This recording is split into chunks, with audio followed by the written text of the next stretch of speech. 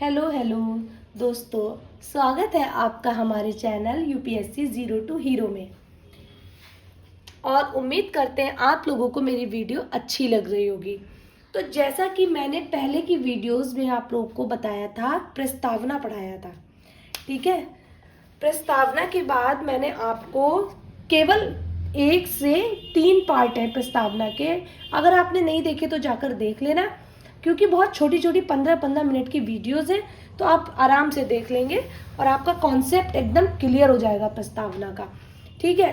क्योंकि संविधान को समझने के लिए प्रस्तावना को यानी प्रियम्बल को समझना बहुत ज़रूरी है। दूसरी बात, मैंने आपको संविधान का निर्माण भी बताया है। संविधान का निर्माण, संविधान सभा की मांग, संविधान सभा का गठन, संविधान सभा की कार्यप्रणाली, समितियां, ये सब मैंने आपको बताया है, ठीक है। और मैं इस तरीके से टॉपिक लेके चल रही हूँ, जैसे कि मैं आपको लक्ष्मीकांत में दिखा रही हूँ। देखिए, ये लक्ष्मीकांत आप लोग के पास होगी ये वाली बुक। जिसके पास नहीं है तो प्लीज़ परचेस कर लेना, क्योंकि पॉलिटी को पढ़ने के लिए सबसे बेस्ट बुक है मेरी नज़र में, और बहुत लोग भी इसे अच्छा मानते हैं। देखिए, सबसे पहले मैंने आपको यहाँ पे ये प्रस्तावना, आपको दिख रहा है कि नहीं, ये देखिए यहाँ पे ये प्रस्तावना दिख रहा है। ये मैंने आपको पढ़ाया सबसे पहले ये प्रस्तावना। उसके बाद में मैं इधर पीछे आ गई, मैंने आपको ये पढ़ाया इधर संविधान का निर्माण। इसमें मैंने आपको संविधान सभा की मांग पढ़ाया, संविधान सभा का गठन, कार्यप्रणाली। लेकिन मैंने आपको इसमें कुछ पॉइंट नहीं पढ़ाए हैं, क्योंकि वो हम आपको आगे पढ़ाएंगे, तभी आपको समझ में अच्छी तरीके से आएगा, वरना आप लोग बोर हो जाएंगे। क्योंकि पॉलिटी की बुक काफ़ी है, मोटी बुक है, तो बोर भी ना हो और अच्छे से टॉपिक को समझ लें, बस यही मेरा लक्ष्य है। और मैं भी इसी तरीके से पढ़ रही हूँ, अपने नोट्स बना रही हूँ, तो मैं सोच रही हूँ आप लोगों को भी उसी तरीके से बताऊँ। तो आज मैं आपको बता रही हूँ, ये देखिए, आप अपने लक्ष्मीकांत में देखेंगे संघ एवं इसका क्षेत्र, भाग 1 में ये जो संघ एवं इसका क्षेत्र है, यूनियन एंड इट्स टेरिटरी, ये आज मैं इसके बारे में आपको बताऊंगी। ये रहा, ठीक है। तो आप, जब मैं यहाँ पे आपको बता दूं, उसके बाद आप जाएंगे उसी चीज़ को लक्ष्मीकांत में, ये बुक में, ये वाला संघ एवं इसका क्षेत्र जब आप खोलेंगे उसको रिवाइज ज़रूर करेंगे, क्योंकि अगर आप यहाँ से पढ़ने के बाद रिवाइज नहीं करेंगे तो फिर आप भूल जाएंगे, क्योंकि बहुत सारे आर्टिकल भी होते हैं, सब कुछ होता है। तो चलिए अब स्टार्ट करते हैं। तो फ्रेंड्स, ये देखिए, यूपीएससी का यूपी पीसीएस के से रिलेटेड भी, उसके लिए भी यही लक्ष्मीकांत पढ़ेंगे, और यूपीएससी के लिए भी भाग 1 की बात कर रहे हैं हम, जिसमें हमने प्रियम्बल पढ़ लिया था। अभी हमने संविधान का निर्माण भी पढ़ लिया था। अब हम पढ़ेंगे संघ एवं इसका क्षेत्र सॉरी, संघ एवं इसका क्षेत्र पढ़ेंगे। तो भाग 1 में 4 आर्टिकल हैं, ठीक है। आप लक्ष्मीकांत में देखेंगे उसमें भी 4 आर्टिकल हैं भाग 1 में। तो आर्टिकल 1 क्या कहता है? संघ का नाम और क्षेत्र के बारे में बताता है, संघ का नाम और उसके क्षेत्र के बारे में बताता है। एंड आर्टिकल 2, नए राज्यों का प्रवेश या स्थापना। अगर किसी नए राज्यों को जोड़ना है और उनकी स्थापना करनी है तो उसके बारे में आर्टिकल 2 बताता है। नंबर 3, आर्टिकल 3 क्या कहता है? नए राज्यों का गठन और मौजूदा राज्यों के क्षेत्रों, सीमाओं या नामों में परिवर्तन।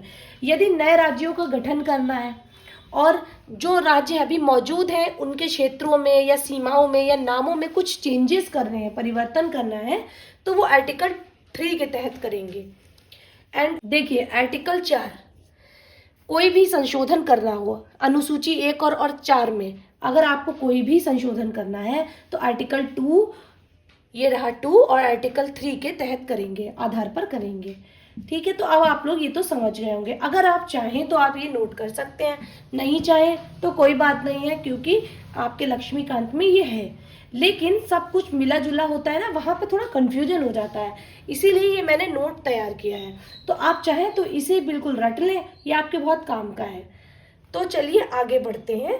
अब आर्टिकल 1 बताता है कि भारत एक राज्यों का संघ है, ना कि फेडरेशन ऑफ स्टेट्स। समझिए आप? तो चलिए अभी मैं इसको इरेज कर देती हूँ, उसके बाद आपको बताती हूँ। तो यहाँ पे ध्यान दीजिएगा, आर्टिकल 1 बताता है कि भारत राज्यों का संघ है, ना कि federation of states. Bharat union है स्टेट्स का, यानी राज्यों का संघ है, ना कि फेडरेशन ऑफ स्टेट्स। आर्टिकल 2, वो राज्य जो भारत संघ का हिस्सा नहीं है। आर्टिकल 2 में क्या है? वो राज्य जो भारत संघ का हिस्सा नहीं है, उसके प्रवेश या स्थापना भारत करेगा। ठीक है, ये आर्टिकल 2 में है। तो चलिए अब मैं आपको आर्टिकल 3 बताती हूँ। देखिए एक बहुत इंपॉर्टेंट चीज, आर्टिकल 3, किसी भी राज्य की सीमा को बढ़ाया या घटाया जा सकता है। किसके आधार पर? आर्टिकल 3 के आधार पर किसी भी राज्य की सीमा को बढ़ाया या घटाया जा सकता है। 2 राज्यों को मिलाकर एक बड़ा राज्य बनाया जा सकता है। ठीक है, समझ रहे हैं आप लोग? 2 राज्यों को मिलाकर एक बड़ा राज्य बनाया जा सकता है, या एक राज्य को तोड़कर उनके 2 या 2 से ज़्यादा छोटे राज्य बना दिए जा सकते हैं। तो ये किसके आधार पर किया जा सकता है? आर्टिकल 3 के आधार पर। दोस्तों मैं एक बात आपको बता दूं, ये जो नोट्स हैं ये मेरे खुद के बनाए हुए हैं। ये देखिए आप देख सकते हैं, ये मेरे खुद के नोट्स बनाए हुए हैं, जिन्हें मैं आपको यहाँ पर दोबारा से लिखकर और एक्सप्लेन कर रही हूँ। अगर मैं आप लोगों के लिए इतना कर सकती हूँ तो मेरे ख्याल से आप लोगों को भी मेरे लिए कुछ करना चाहिए, है ना? कुछ नहीं तो कमेंट में अपना नाम बताइए और एक अच्छा सा हार्ट मेरे लिए बनाकर भेजिए, जिससे मुझे बहुत खुशी होगी। मैं आपसे ये बात पहले भी बोल चुकी हूँ, बट आप लोग ध्यान नहीं दे रहे। वीडियो तो देख लेते हो आप लोग, लेकिन फिर आपका काम हो गया, बस आप चले गए। आपको क्या मतलब कि मुझे खुशी हो या दुख हो, है ना? बट मैं तो जो कर रही हूँ वो करती रहूँगी, कोई बात नहीं। आप अच्छे से पढ़िए, वही काफ़ी है। ठीक है, दिल करे तो कमेंट में हार्ट बना देना, नहीं करे तो कोई बात नहीं, मेरी तरफ से कोई शिकायत नहीं मुझे। तो फिर ये आर्टिकल 3 बिल्कुल सरल भाषा में, देखिए जैसे हम लोग लिखते हैं, बोलते हैं, तो बिल्कुल सरल भाषा में मैंने अपने हिसाब से इसको लिखा है, जिससे समझ सके, बहुत इजी। ठीक है, तो चलिए एक चीज़ मैं आपको आर्टिकल 2 के बारे में और बताना चाहती हूँ कि आर्टिकल 2 के तहत भारत, एक तो भारत देखिए एक संप्रभु सॉवरेन स्टेट है, ये तो आप सबको पता है। भारत किसी भी विदेशी ज़मीन को इंटरनेशनल लॉ के आधार पर ले सकता है। किसके तहत? आर्टिकल 2 के तहत भारत जो है किसी भी इंटरनेशनल लॉ के आधार पर किसी भी विदेशी ज़मीन को ले सकता है, क्योंकि भारत एक सॉवरेन संप्रभु स्टेट है। मैंने आपको पहले भी बताया है कि इंडिपेंडेंट और डेमोक्रेसी के बारे, जब मैंने आपको डेमोक्रेसी लोकतंत्र बताया था तब मैंने इसके बारे में आपको जिक्र किया था कि भारत सॉवरेन स्टेट कैसे है, क्योंकि वो इंटरनल और एक्सटर्नल, बाहरी और आंतरिक दोनों मामले स्वयं सुलझाता है वो, इसलिए वो एक संप्रभु सॉवरेन स्टेट है। तो आपने अगर पुरानी वीडियो नहीं देखी है तो प्लीज़ आप देख लीजिए, जिससे आप ये आगे का पार्ट जो है वो अच्छे से समझ सकेंगे। और जल्दी जल्दी पॉलिटी गाइस ख़त्म करनी है, और जाकर आप रिवीजन ज़रूर करें लक्ष्मीकांत से, संघ एवं उसके क्षेत्र का जो चैप्टर है, जो भाग 1 में चैप्टर 5 है ये। ठीक है, भाग 1 में चैप्टर 5 है, आप उसका रिवीजन ज़रूर करें।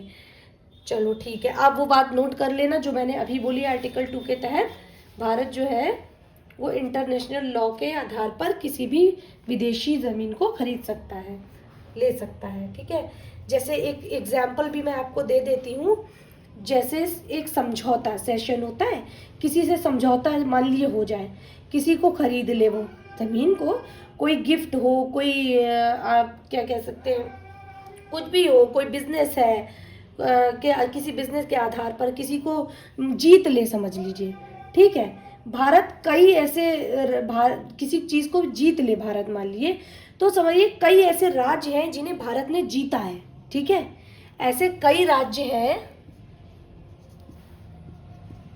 जिसे भारत ने जीता है। ठीक है, फॉर एग्जाम्पल मैंने अभी आपको जो एग्जाम्पल दिया, यह समझौता किया है, जैसे दादर नागर हवेली, गोवा, दमन और दीव, पांडुचेरी, सिक्किम, इन राज्यों को भारत ने जीता हुआ है। ठीक है, किन राज्यों को मैं आपको इधर बताती हूँ।